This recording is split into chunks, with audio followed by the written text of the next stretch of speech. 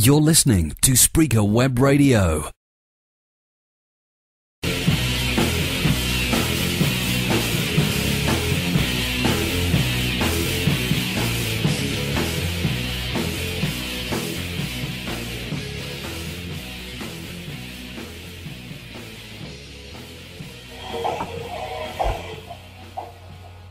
We're live with my first show on the wrestling topic show I agreed to do. My first guest is Tom Pipson. Alright. So, Yeah. how's it going, Tom? Alright. How's it feel to be live? Pretty special.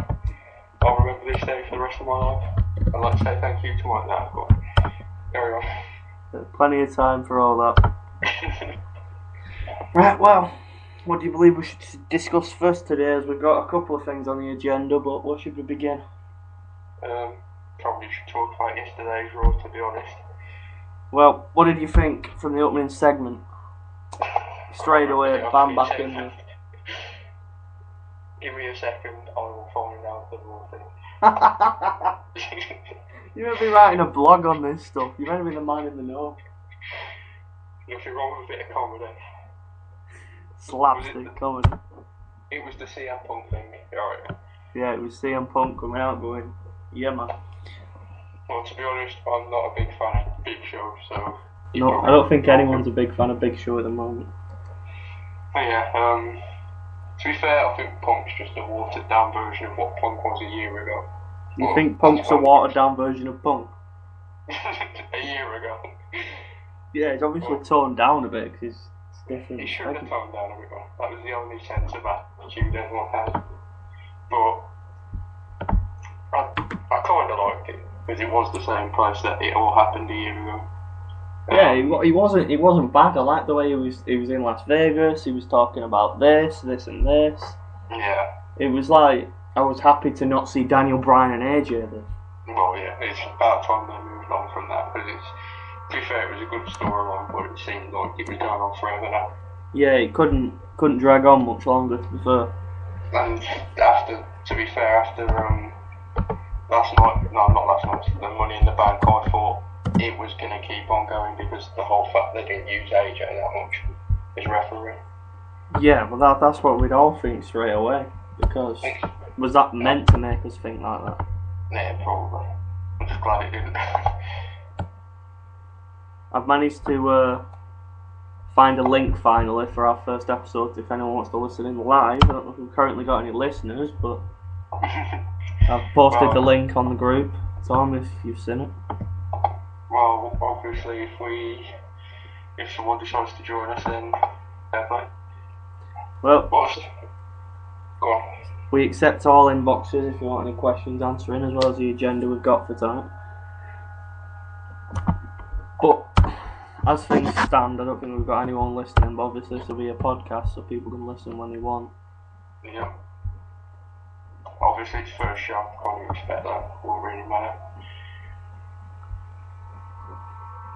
But to be fair, moving on from the opening segment with Punk, once Big Show came out, the fans were obviously all straight away, Yeah. oh great, it's this, they're going to do this, are they? Big Show going for the title. That's what everyone was thinking. Well, that's what I was thinking. Yeah, I thought it'd be Big Show going for the title. Because there'd also been rumours about Big Show was going to face Punk at SummerSlam as well, so I thought it was all going to head that way. That wouldn't have been a good choice in my opinion. No. Punk and Big Show wouldn't have put on a good match. They're just too contrasting. Big Show was getting a bit, I hate to say it, but he's getting on a bit now, so. He should be putting people over, not monster healing. Yeah, that's what I thought.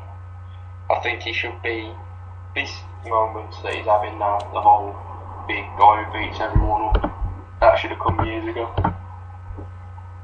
That should have been when he was a bit younger, when you could believe it. Well, we've asked for a shout out, so shout out to Frankie, who I think's listening right now. If he is, then there's your shout out, fella. I'm not giving him any shout out. Is that an indication to more going to heel? Anyway, moving on. What do you think about the poll they did about next week's title being decided, the title on the line being decided, out the Intercontinental and that? Those polls have got to be fixed because I would, if I don't vote in them because I think they're rigged, but if I did, I would vote for Santino. But yet somehow people are voting for Christian. Because Santino has not defended that title for. In fact, I can't remember the last time he did defend it. I can't remember the last time any of them have been defended, to be perfectly fair. Yeah, that's true. Intercontinental was probably Cody Rhodes. Last time I remember, anyway. Yeah, and Santino's was a show, a live show, wasn't it? Like a Raw or something, Santino, well, to be fair, after reading the history of that title, Santino should be the last person who's got that. I like his gimmick, but he's shoved in my throat as a face of the company with Cena. I don't like it. Yeah, I know. He seems a bit. He's a comedy act, really. That's it. Being a sports entertainment company, though, it does need them kind of people, but you don't give them a belt, you give them a segment. I don't mind the comedy act. Like, I enjoy Santino as much as the next person, but having him have a title seems a bit stupid, really, when there are people who deserve it a lot more. Yeah. For example, straight away off the bat, Tyson Kidd. He looked impressive. He was made to look strong in the Money in the Bank. Why not give him a title run? Not even like they could be on Raw. I mean, there's so many good people on Raw that could be going for the top title. Surely some of them should be going after the United States one as well to make it look strong. Yeah. Like, the belt itself's getting freaking valued. Exactly. There's no point in having that belt anymore now Santino's had it, in all honesty. I don't mind Christian's the Intercontinental. I think that's the right thing to do. I think he is an upper mid-carder, even possibly a main eventer, and he's there. So he deserves a belt. Christian definitely deserves a belt after everything he's done for the company as well. The guy's a legend. Layla as Diva champ, that's surely... They just don't want Beth anymore. They're bored of Beth, aren't they? Clearly. To be fair, I'll bet if they ever have a meeting about the Divas, it must be like 2 minutes long. We have a message from a watcher here. CJ's popped up and said, "What's up, Tom?" What's not up? Well, I've just replied to the guy, but obviously can hear us. Can he hear me? I don't even know. You must be able to. CJ, if you can hear me, say something on my chat. That's all I'm saying. Well, next up on Raw, we had the... What do you think about the tag team match? Titles being defended on Raw rather than on a pay-per-view is a bit iffy, but... Yeah, it did seem a bit stupid to leave it till Raw. I could see why they did though, because...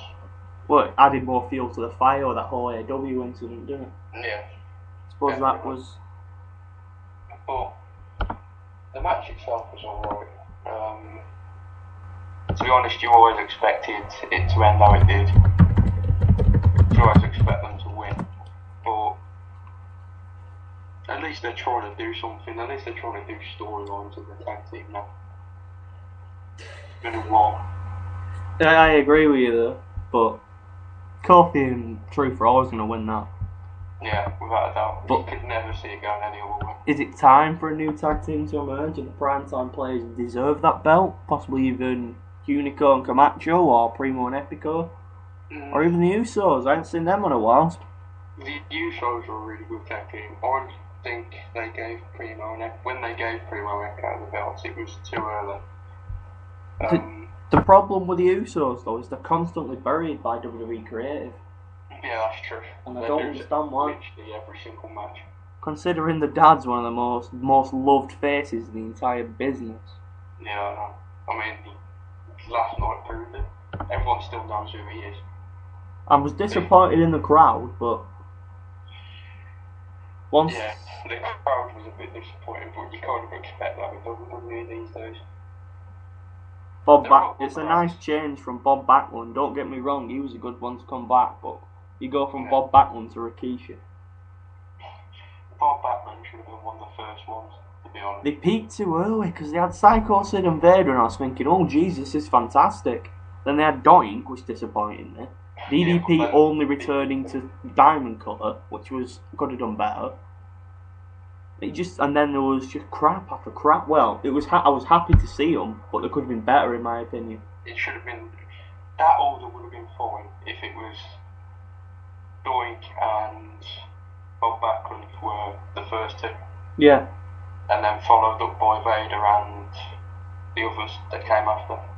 Well, you had Rowdy Roddy Piper as a thingy, as a talking guest. Mick Foley as a talking guest. Oh god, that Cindy Lauper segment, that is like...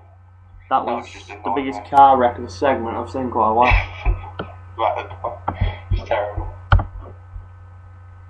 It's something I want to see from WWE. I want to see some consistency. I don't see any of it. There's only been one consistent storyline really, but that kind of peaked off at the end with the whole AJ, Daniel Bryan, CM Punk thing. I think they kind of ran out of ideas when it started all these marriage proposals. It seemed a bit stupid. I don't mind it, mate. It's a bit of fun. I don't mind it, but it seemed a bit like they just ran out of ideas. It was strange originally how it started involving Kane, then it got tailed off as he went into the Money in the Bank match. Yeah, I know. And did nothing really, to be fair. No offence to the guy, but he didn't really have an effect in that. No, I think that was just them giving him a title shot. Probably contracted to him or something. What was after the tag team match? Well, then we had, if you remember correctly, we had a backstage segment where Eve came out and said, because Daniel Bryan and AJ were talking, it's what he first saying he wanted to tell us something. Yeah. Where Eve interrupted saying, listen, you nugget, I apologise the language. And then we let it slip though. He said, listen, you idiot, you left me last week, so yeah, I'm getting payback.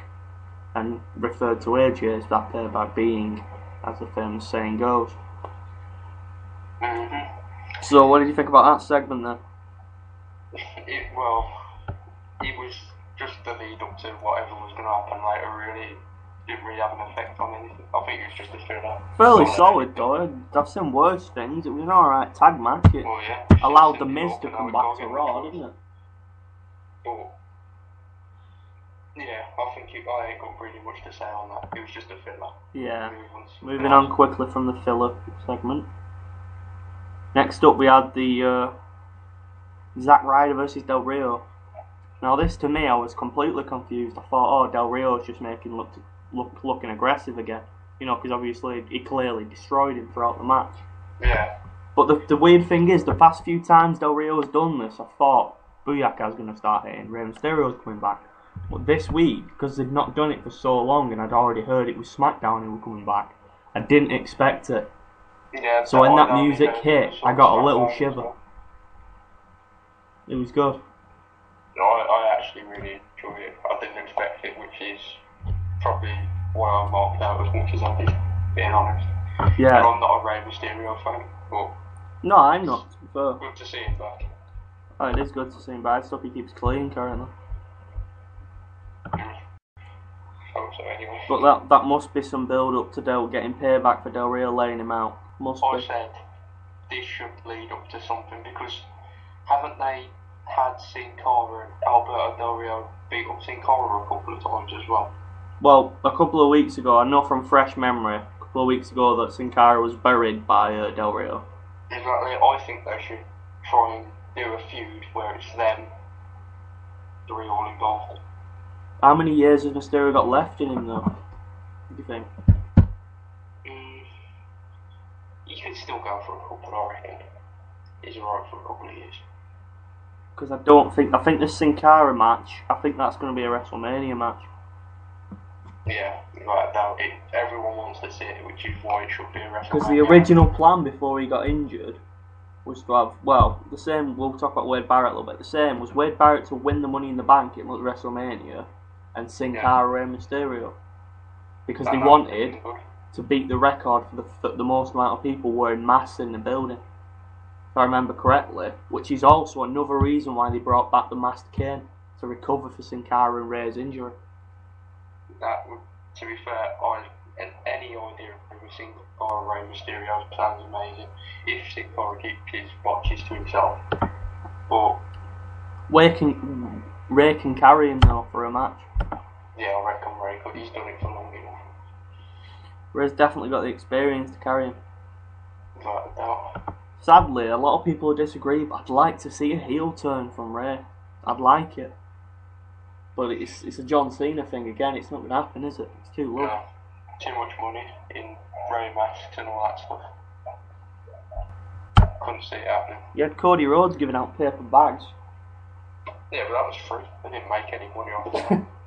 I wonder how much they lost on paper bags in that Unless story. they had a bouncer standing by the door, she tried to carry one out. Said, no, that's going to be a Take them off from every week and give them to the next crowd. Can you imagine? How cheap the WWE want to be? Be a way to make money. Very shite, but in my opinion. Again, with apologies for language, but you're talking with 200 over 18s this week, so. Yep. Ollie, if you're listening, get to bed. Don't know how many we've got listening, but as far as I know, I don't know if they'll still be in, but we have Frankie and CJ with us. Moving on to the next segment in Raw, as we're just halfway through the first half an hour, which I thought was quite early, to be honest, because when they've done this in the past, it's always been the second hour, but this came in the first 45 minutes. Yeah, And it was the Heath Slater segment where he came out, but for the first time, he didn't really set up to Rikishi, was it? Because he said, I ain't stupid, and then you had Rikishi coming out. Which you don't associate stupidity and Rikishi, do you? He said, if he said something like, I'm really cool, or some shite like that, and then you had the Rikishi, you'd understand it. To be honest, he couldn't have given, if he would have said something like, I ran over Stone Cold, that'd be giving it away. But he was never going to say that, so, nah, I enjoyed Rikishi coming back. It was one of the three of my favourites during the Attitude Era. It was fantastic. I didn't expect it at all. I'd had nobody from the website spoil it, and I'd had nobody at all. I'd heard nothing. So just to hear Too Cool come out and see Rikishi, it was fantastic. I didn't have time to look at the websites for spoilers this week because I was too busy writing the blog. So I just thought, not even going to look, keep it as a surprise. And I'm glad I did. We have a comment from Frankie saying, lads, even though I'm underage, I curse more than both of you. I'm Irish, like. Being Irish, I'll give the guy that one. They do curse quite a lot. Yeah, but they also got a friendly accent, most of them. So, you kind of even yourself out. Well, according to CJ, we currently have 35 listeners, Tom. That can't be right. It's apparently, according to CJ, well, he did botch again, bless him. But it did say, it says we have 35 listeners currently. Oh, let's see whether CJ correct that anytime soon. And I would trust CJ, to be honest. I don't think he'd be wrong. But yeah, it was, to be honest, I'm going to stick my head up line. I think the Rikishi return, for me, could be the best. It was as unexpected as Psycho Sid and Vader was, but it was just fantastic to see the tributes to Yokozuna with the bonsai drop, to Maga with the Samoan spike, and just to see his, well, I know it's a super kick, let's say, his super kick again, stinky face, stuff like that, and an easy win. And then, after that, to then go, and I'm going to say something to you now, did you even for a second think, I know it wouldn't have made no sense, but when the lights hit, turned off. I thought it was Scotty 2.0 and Grandmaster said, I honestly did. I thought that was it. And then the Usos, I suppose you can understand why it was the Usos. I have no problem with being the Usos at all. In fact, no offence to the Grandmaster Sex saying to Scotty Tuati, I was happy it was them. It's a little bit of a push for them, which I think they deserve. Yeah. Getting them on a little bit of TV time with the legendary Rikishi, people who notice that. To be fair, I think Rikishi, if he can, should be come back as their manager. I think that'd be a good move. It'd get him over. Well, it's all in WWE, to be honest, because he's not even on a Legends contract. It should be, that's the thing. People still remember him. Well, yeah, according to CJ's phone, we have 2 followers and 35 listeners currently to this show. Thanks for that confirmation, CJ. How's it feel? Getting famous already. Oh. For one day, I'll hit the millions. To see, Bigger than I was just in. Oh, the entire segment for me was gold. To see Heath Slater again, who I'm really loved in this past segment, he's played it fantastically, and he deserves a push in himself after it. And then to just the shock of Rikishi, I couldn't fault this segment at all. It was fantastic. It's always nice to see a return. To be honest, it doesn't matter who it is. I am gonna miss that after the 1,000th. I'll tell you that now. I'm gonna miss this segment a lot. Yeah, I'm gonna. To be fair, I think the 1,000th is gonna blow everything out of the water. Without a doubt, the amount of names that are going to be there, never be anything like it again. Yeah. From what I've heard, there is going to be a Heath Slater match at the 1,000th, and it's going to be the last returning legend. I want it to be Stone Cold. Now that is my thinking. I think that's how they're going to make Stone Cold return. Because The Rock will obviously come out on the mic, and you'll have others appearing backstage. Yeah, but if you think that's naturally the best one they can get, Stone Cold return is going to top all them, innit? The pop he would get. There's not many that could top Rikishi. Exactly. But to see Stone Cold come out again, even if he didn't put on a match, which I'd understand, even if he came out, roughed up Slater a bit and stunned him, the fans would be over the moon. Exactly. Stone Cold. He doesn't have to do a lot to have the fans.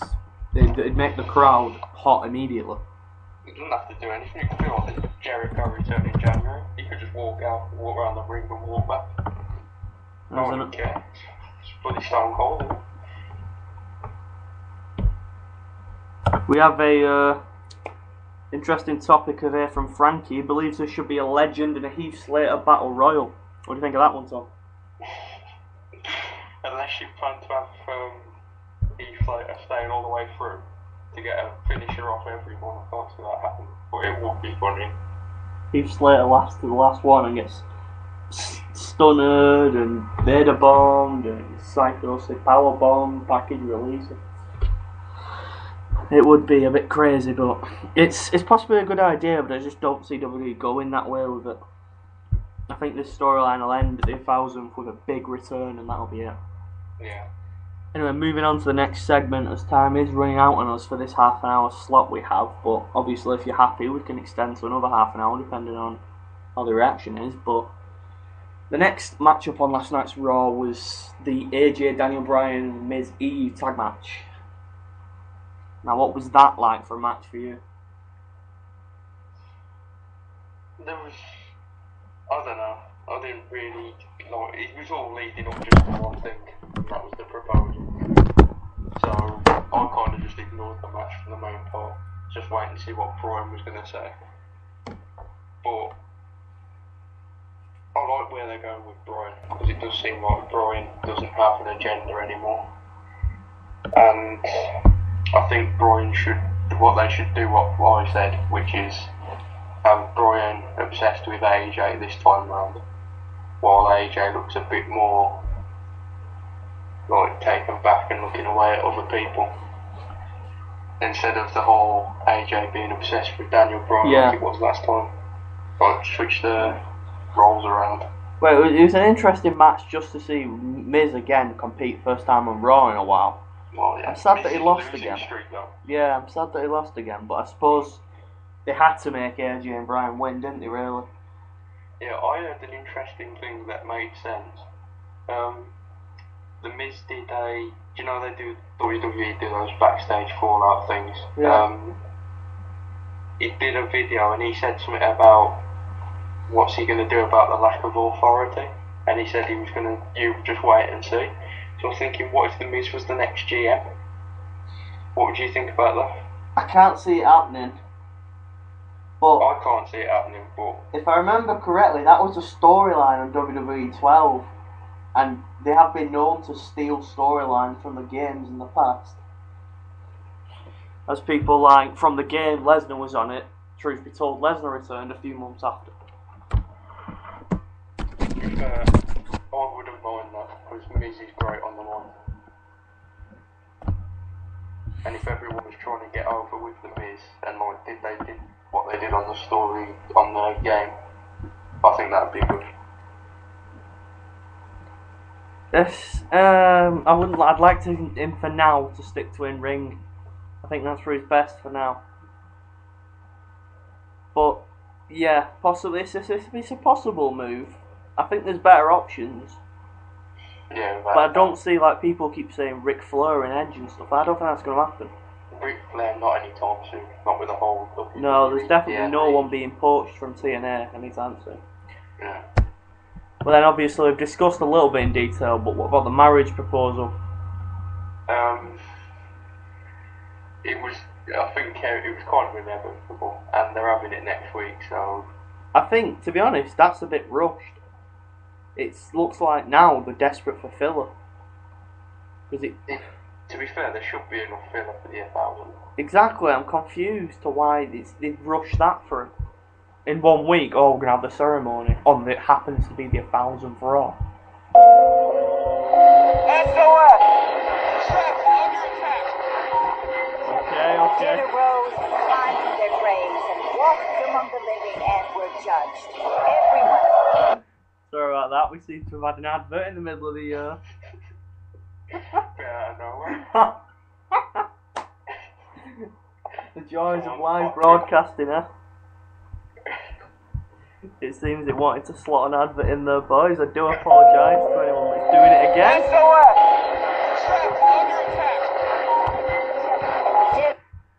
We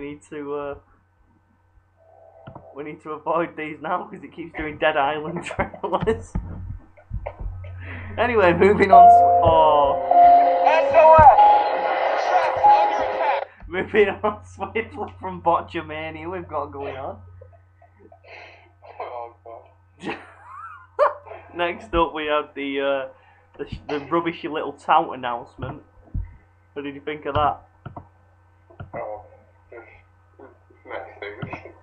On behalf of the social media and WWE, it's just stupid. Oh, well. Yeah, I think that was nothing really. We have a request to extend to another half an hour as we've still got a lot of topics to discuss. If you're happy with that, Tom?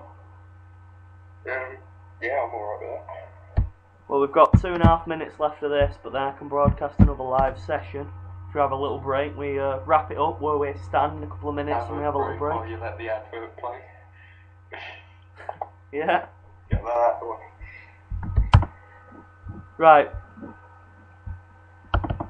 Liam's saying, did we answer his questions? So I say to Liam, we shall answer them in the next one, as we've just reviewed Raw and we've been getting used to it. But I promise you, your questions will be answered. But for now, we're just trying to work through Raw. Right, next up is the Ryback Jack Swagger segment. Another one I had to watch on mute. I can't watch Ryback matches with the sound on because I get so annoyed by the Goldberg chants. I mean, I can understand the similarity. Well, every similarity. The fans were always going to chant that though, weren't they? Yeah. That's all I've got to say on Ryback. Yeah, well, as your distaste of him, we'll leave it there. We all know what happened. Do watch Raw. We saw he didn't even get through a match. It was just friggin' no contested, which is, I don't understand. That makes both men look strong, I presume is the aim of that. In a way. I think they just didn't want to bury Swagger like they did Rex and Hawkins. Yeah. Well, next up, but we've got less than a minute left, so I think we'll wrap this video around here, and we'll discuss the next, because the next segment I believe needs a lot of talk, because it's quite crucial, and it's going to be the Jericho Dolph one. So I think that's going to need a bit of a discussion on. That'll need a bit of a discussion. They're two of my favourites, so yeah. With 30 seconds left here, so this is our first official live episode. We're only allowed half an hour, but obviously we'll have a little pit stop. We'll get Tom. I'll have a few more Steve Wises and a Coke. I'll go get myself a drink, and we'll, if you're happy to, we'll come back with the second episode in say 5-10 minutes. Tom, are you good with that? Yeah, I'm alright. Have to join me for the next one. Alright. Do it. Well, very much, guys. This has been your first episode of the, let's just call it the Tanks Topic Show, with special guest Tom Pipson. See you next time. This is Spreaker Web Radio. And we're back here in the second part of the first episode of the Tank Topical Wrestling Show, and back with my guest Tom Pipson. Alright. Next up, in our review of Raw. Now this segment had to be saved for a separate part, as we believe we've got a lot to discuss here, but we will go back and talk about the other segments you've requested in detail, if you like. But Chris Jericho coming out and, well, not even saying a word, as Dolph Ziggler did nothing but basically knock him and say he's past it several times before he got hit with the code break. What do you think of that one, Tom? To be fair, anything, if Dolph Ziggler and Chris Jericho are having a feud, I'm more than happy with that, because it saves the briefcase, the whole briefcase, for another time. It means that's not the priority anymore. It means Jericho eventually is going to put Dolph over and get Dolph higher up in the company, and that's basically what Jericho's return has been about. It's been about putting people over. So I'm quite happy it's going to be Dolph. Yeah, I'm very, very happy with that, to be fair. I like the fact that they're playing down the Money in the Bank for now. Yeah, because we all know what it keeps one of the Money in the Bank from this year there, as obviously Cena's cashing in his... Oh yeah, Cena's is gone within 2 weeks of winning it. We always expected that. About half a day. We did always expect that. So True. yeah, it should be a great story. It's got all the makings of a great storyline anyway, if they can promote it well. With, I think, Dolph being very similar to Jericho in that way. Yeah. They're both very talented wrestlers. Both talented, both cocky personalities. I think that was Jericho's face turn, that's not his proper face turn. To be fair, both of these guys get cheered anyway, so Yeah. it doesn't matter either way. I think Vicky needs to... Dolph doesn't need Vicky anymore, especially not with this storyline. That's what I think. I think Vicky could be best used on someone else now. I've just realised we haven't got the link for part 2 out yet. I've just put it out there now. There we So go. we've completely missed the They Dolph. can listen to the podcast, that's what I'm saying. They can listen to the podcast, they can, yeah, right. But yeah, as much as it's great to see Jericho put people over, I'd like to see him win something. He's almost becoming the guy that jobs to everyone, that puts everyone over. He's not won anything distinctive, as Ziggler kept saying, in quite a while. I'll be a bit disappointed if this whole feud ends in Jericho winning, unless it does something for Dolph, or something majorly for Dolph. I don't know how it'd happen, but I could see if Dolph wins the money, like if he does cash in his Money in the Bank on Sheamus or Del Rio, whoever's champion, and wins it, and Jericho's still in the storyline, he could win it that way, I suppose. But if Jericho became World Heavyweight Champion, I'd like them to keep Dolph as the number 1 contender. That'd be the best way to do it, in my opinion. Yeah. Yeah, that's true. It keeps him up there, and that's what people want from Dolph, really. It's just, for me, it's about making Dolph look strong, because he's already recently lost to Sheamus, and WWE want a little bit of time for his character to develop. So by Jericho putting him over, it makes him look stronger, and by that point, Sheamus might not look as undefeatable as he currently does, because we all realistically knew Del Rio was never going to win that. Not without a doubt. I mean, Sheamus has even been called the permanent push, to be honest with you, because he's very since prominent. the Royal Rumble. In fact, before the Royal Rumble, he was beating everyone before that as well. Don't get me wrong, there's nothing wrong with a good old Irishman beating everyone up. If Frank is listening, there's a little shout out for you. But don't get me wrong, there's nothing wrong with it. It's just sometimes you get a little bored of the same person being pushed. Yeah, well, I think there's one name everyone had mentioned though. Yeah. We need to keep the Cena fans happy, so. Yeah.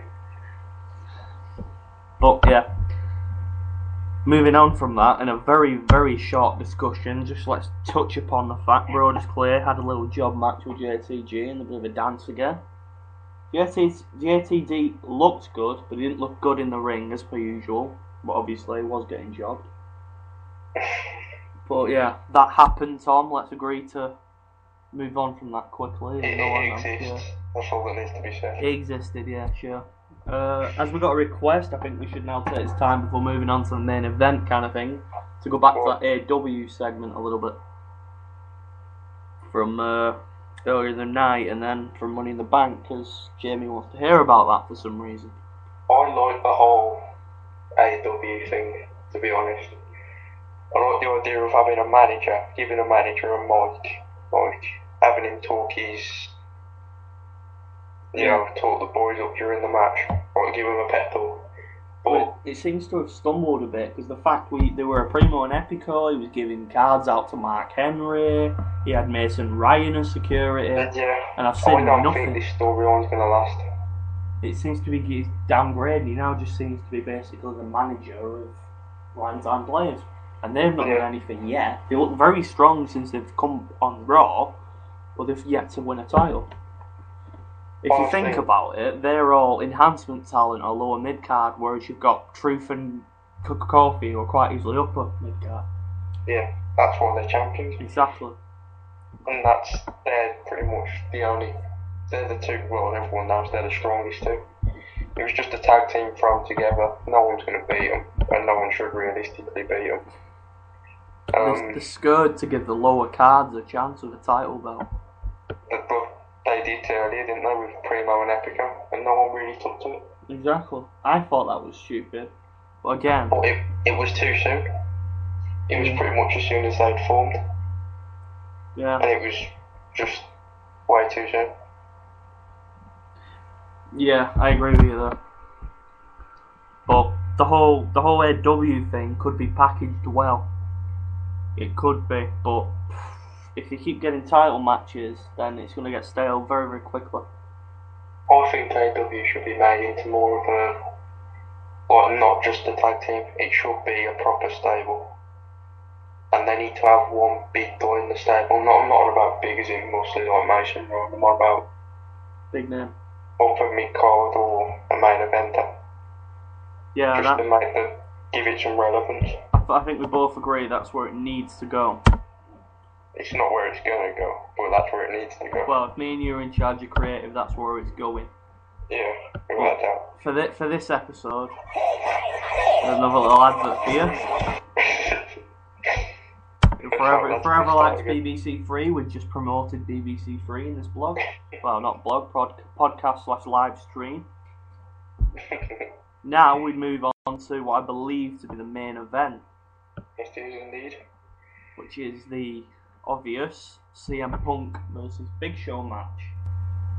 I think everyone, it's got Punk in, so it's going to be a good match. I mean, Punk could carry Show easily. Everyone kind of knew how it was going to end. With Cena saying he's going to clean cash it in. But in terms of the match itself, it was obviously a disqualification, which keeps Big Show looking strong and doesn't make CM Punk lose. Punk. I liked how they made Show look a bit weak. Well, not. He obviously still completely dominated most of it. They'll make Cena or Punk make anyone look weak in the company, won't they? Yeah. Well, Punk. I mean, the knees did look in the corner. That did look very realistic. That looked like it could knock you for 6. Yeah. But, because I think that's probably one of the only Punk moves that would not make someone the size of Big Show for 6. And yeah, because you can't pick him up. He's just not strong enough. So you can't get the go to sleep on him. But In terms of the match itself, there weren't a lot there. Obviously, DQ win for Big Show. When the real fireworks, unfortunately, happened was when Cena came out, and everyone's thinking, is there a chance he's turning heel? Is there a chance he's going to cash it in? The way that he sprinted out with the briefcase and the ref was near him. For a second, did you even think that was going to happen? Did you think WWE was going to give the fans what they wanted? What do you think? There was like half a second where he sprinted out, like when he first came out, that you thought maybe he's going to just cash it in and win. Because after all what the show said, it's his spinner belt, it's his title.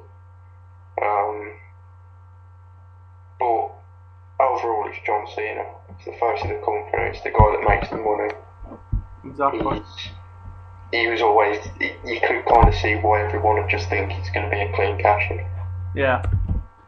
Any from the chat we have CJ hashtag Thomas for creative. So you've got your own little following there. I don't think one of us is going to do much. Maybe one day. But back onto the segment. It's overall, as much as obviously we know our opinions about Cena, I thought it was a good segment. It was a good way to end. I did enjoy it, yeah. Because it allowed us to guarantee an actual decent wrestling match next week rather than segment. It is which I'm happy for. It will be fillers next week, in all honesty. But yeah, but it's fillers with legends in, so I don't think anyone really minds. But if this is main event, I'll be more than happy with that. Yeah. Without a doubt. Do you think the legends will sway it in any way, including The Rock, possibly? People keep saying they think The Rock will be in a match soon. I don't see that happening. I don't either. I agree with you though. I think he's got way too much film in, I think. I could see him being in the Royal Rumble next year. That's not a bad shout at all. It would be a nice little pop for him in the return. I think that's, if he's going to announce anything tomorrow, that could be it. But I do want to see Cena be the first guy to cash in and lose. I think we all want to see that, don't we? I think every little WWE fan of inside would want to see that, other than the C Nation kids, obviously. Oh, yeah. But as I said, like in the blog, I said he's their Stone Cold. Yeah. He's their Rock. They want to see him win, and WWE is obviously going to give their future fans what they want. Exactly. In from a message from Facebook from Liam, it tells me to tell you that he's just put Thomas for Creative on Twitter, so you are now trending. Sure, I might be trending in like a country such as San Marino, but I can't see it getting much bigger than that. Let's see if we trend worldwide like WWE, shall we? See if we can get hashtag Tanks Topic Wrestling Show. See how that goes. Moving on. So that was just today's Raw. Overall, we've got a couple of minutes just to discuss before we move on to the questions posed beforehand by Liam. But what do you think overall of Raw last night? What your appetite for the 1000? Was it okay? Without a doubt. It was the rating show. Well, obviously that it was one of the best Raws in a long time. It just actually seemed like they'd thought about it for once. Yeah, it was good. It was a good, solid product last night. Obviously, there's always going to be jobber matches, but overall, like Dolph, Jericho, it doesn't get much better than that. Cena Punk next week, that is a big match. They were the matches of the year last year. You've got the Bryan wedding things. Everyone's thinking, what's going to interrupt that? Yeah, that nicely sets us on to the first question posed there by Liam. Do you believe anything or anyone is going to interrupt that wedding? I can see a couple of people. I could see, unfortunately, CM Punk. I think no. I think that'll be the press will be taken away from the Punk Bryan thing now. I hope so. But I mean, Bryan lost, but it's clear AJ's made a choice. And there's another one. we haven't seen Caitlyn in a while, so I was thinking, what if they did something with her? Well, yeah, it was a return to action, obviously, in that Divas match on Money in the Bank, weren't it? But we haven't seen her involved since the slapping incident, if I remember correctly. I think that was it. So it'd be interesting to see if Caitlyn came in, and if Caitlyn came in, it'd be interesting to see what she's going to say. Some people have even suggested Kelly returning. I don't see how that fits in, but it's what people have said. No, Kelly just doesn't fit into it really. It'd be a bit random, to be honest. It'd just be there, be random. Yeah, but we all know WWE's creative staff can be a little bit random at times. I think they've been sharing some of what Ray's passing around, and they've been born. Yeah, I honestly think they share a crack pipe together, yeah. But do I see anyone interrupting the wedding? It's interesting because if you think about it, other than the recent storyline, possibly Kane, they might want to do a swerve and throw Kane back in the mix now Money in the Bank's over with. Saying that he can't get AJ out of his head or something. Yeah. Similar to the Matt Hardy and things like that. People have been saying that this could be a way to introduce Dean Ambrose next week. Yeah, I've heard that passed around, but again, that's something I would consider quite random. It is a bit random, unless they kind of tried to add a backstory to it. Like, say, I don't know, say AJ's been, well, I don't know, but there'd have to be something to get Dean Ambrose in there, I can see, but there is not a bigger stage to get Dean Ambrose involved than the 1000 Pro. Well, of course. If you think about it, anything that's going to be on that 1000 is going to be remembered, isn't it? Because it's going to be rewatched many a time. Anyone that makes their debut or anyone that gets a big win is going to be quite a push immediately from the fact it's just the 1000th episode of Raw. But yeah, moving on from that question, there's a few possibilities. So we'll see what WWE can come up with. I'm happy to say there is nothing stonewall obvious is going to happen with that. I'm very happy to say that it's unpredictable for now. Moving on, something that I'm quite interested in myself. When do you think Wade Barrett will return? When do you see him coming back? I honestly thought it would be before Money in the Bank. Well, that was what many people believed, including myself. I thought that were happening. I'm kind of thinking when Randy Orton returns, but I'd much rather it wasn't. Yeah. If you know what I mean? Because we've seen enough. I mean, it was a good feud. It really was. I enjoyed Wade Barrett versus Randy Orton, but I just don't think they have a story for him at the moment.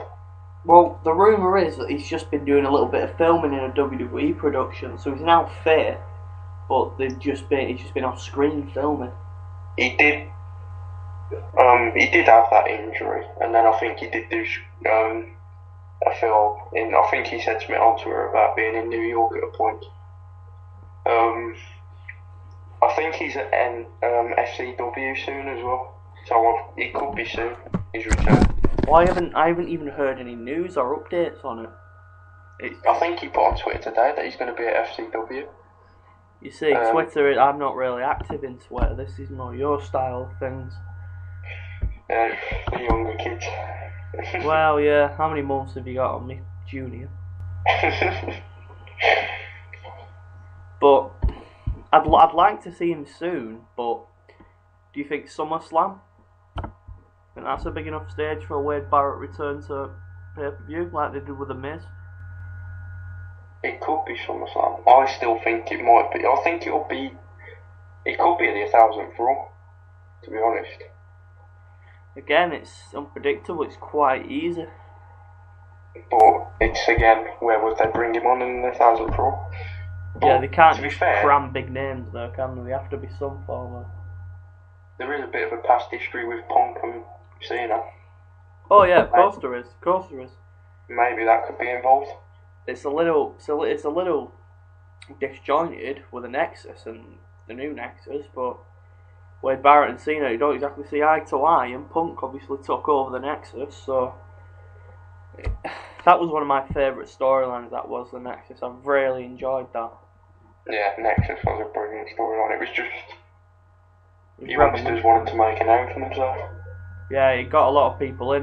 But if you look now, though, sadly, what's happened? You've got Heath Slater's job into the stars. You've got Barrett on the injury list. You got from the original Daniel Bryan's a main eventer. Skip Sheffield's been repackaged. Husky Harris has been repackaged, etc. David Otunga's doing nothing currently because he's off filming again. But he was a big part in the People Power era. Yeah. Something to sidetrack slightly is interesting. Apparently Laurinaitis was sacked because they didn't want any lingering heel storylines to take over the 1000 for Raw. Because he was the biggest heel of the company, weren't he? If that's true, that's a bit... because he's working, I think tomorrow night's dark match involves him. Yeah, he's not... Triple H has took over a lot of his back road jobs, so he's nothing backstage, but they're keeping him on because they're reintroducing him into TV very soon. I hope they don't, to be honest. I think that's running its course. Well, it did last a bit, really. Yeah, I wouldn't like to see him in a GM or on-screen capacity, but I'm not WWE creative. Exactly. Sadly. But we'll see where they go for that. In the next question, which is more of a personal interview flavour towards you yourself, Thomas, and I'll also answer this. How did you get into wrestling and at what age, as Liam asked? The first wrestling show I ever watched was the 2000 Royal Rumble, which obviously everyone remembers for the Rikishi dance.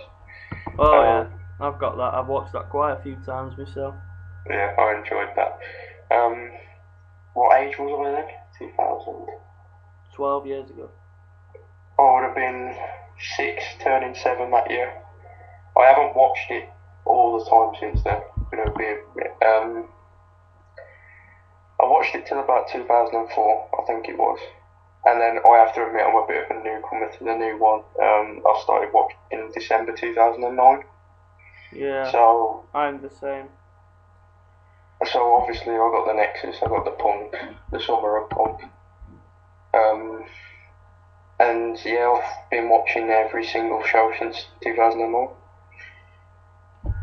See, I'm slightly more different on my terms to that, because I've been told I absolutely loved it when I was younger. I couldn't get enough of it, but my memory's not good enough to remember when I officially. Sadly, I think the first pay-per-view I can officially remember watching was either WrestleMania 21 or 22, which is not that long ago. And even then, I was zoning in and out. I'd watch it for months at a time, then stop.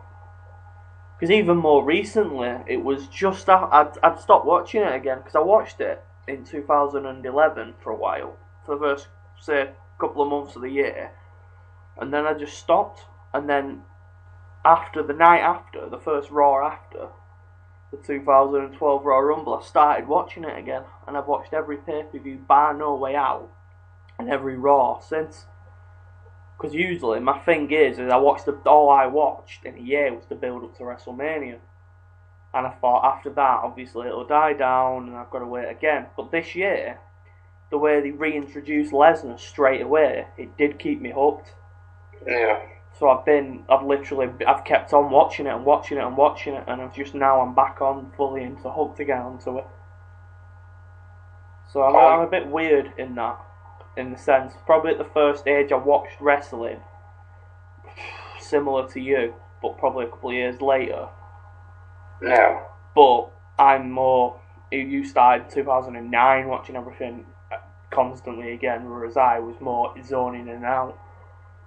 It's only been since January that I've been permanent again, let's say. I think 2009, I think I'll probably just watch the Raws and the pay-per-views.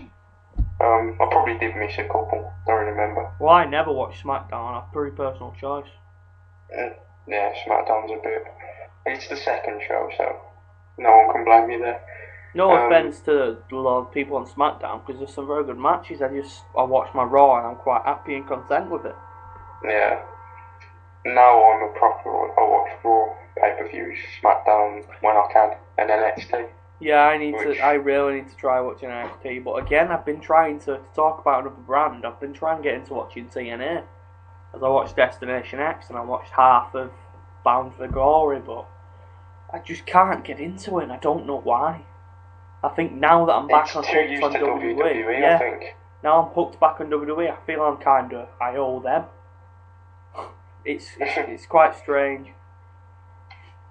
But yeah, I hope that clears that question for you, Liam, with this week's guest. Forming you there. And the final question I believe we've been asked to answer tonight is, what's your favourite wrestling moment ever, Tom?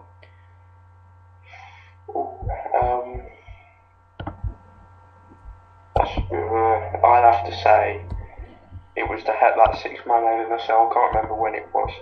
Armageddon 99? No? It might have been 99. I do know which one you want. But the moment when... Well, there's two moments really. There's Undertaker pushing Rikishi off the top of the cell. I think that is probably one of my greatest moments of all time. And JR's commentary, I can still remember him saying, "You can see the end of the world from here." That's one of my favourite moments, and my favourite moment lately would have to be at the 2011 Money in the Bank, when obviously Punk won the title and ran out of Chicago as the champion. Yeah, they're both fantastic moments. I'm going to struggle really to pinpoint one particular moment, but for me, we're talking recent history, that Punk, like you've mentioned, was fantastic. It was a great storyline at Money in the Bank 2011, but Yeah. a fantastic moment for me that I can't stop rewatching, and it sticks in my mind, is The Rock return. When he returned to that first time, when he returned, announcing he was going to host the WrestleMania 26, was it? 27, I think. Oh Yeah, yeah, it's 27, because we had 2008 last time. Yeah, my bad. Yeah. But yeah, that for me, I always rewatch that segment. It was fantastic. If you're looking for an out-and-out answer, there's just so many moments for me that stick in my mind. But there's more of a recent flavour for you. But We're going with obviously, 2012. It'd have to be Jericho for the first Raw of the year. Yeah. Chris Jericho's return. yeah, 2012 for me is Lesnar's return. It's always returns, isn't it? Oh yeah, because obviously a lot of people prefer the Attitude Era. But yeah, there's so many different moments I could go with though. But that for me are two of my all-time favourites. We've had more requests of things to talk about from Liam, but unfortunately we've 2 minutes left of this show, and I'm sure me and Tom could go on talking all night, but Well, I'm sure we could fit that question in. I've just seen it. well, dead quick then. Do you think they should get rid of? Well, let's reword that. Do you think they should put Raw and SmackDown together? Or I not? might, because I'm going to the show in November, I'd say yes until November. Yes, until November. If I was being serious, I prefer the draft, because it's always the shock of who's going where, and it just adds a bit more. It's another show that's got a meaning in the year. Yeah, I agree with that completely. The draft is one of my favourite shows of the year. I can understand this Raw Super Show thing, but it eliminates, it just basically, it outlines straight away that Raw is number one and SmackDown is the number two. Whereas before, you could argue there's competition. Now you've got everyone who's worth something on TV on Raw, and then everyone else that's looking for a little TV time on SmackDown. And it just... Yeah. You can tell SmackDown's more the show now that's for the new stars, the up-and-comers. Sadly, we seem to have only 30 seconds left of this show, but just for the final segment, name a major trade you would have if it was trade still, and Raw and SmackDown were separate. If it was Raw, if I was going to take from someone from SmackDown, it would be Wade Barrett for me. Number one pick on any show. I just love the heel, the old school heel. Fantastic. Well, that's all we've got time for, so thank you, Tom. Thanks for listening, guys.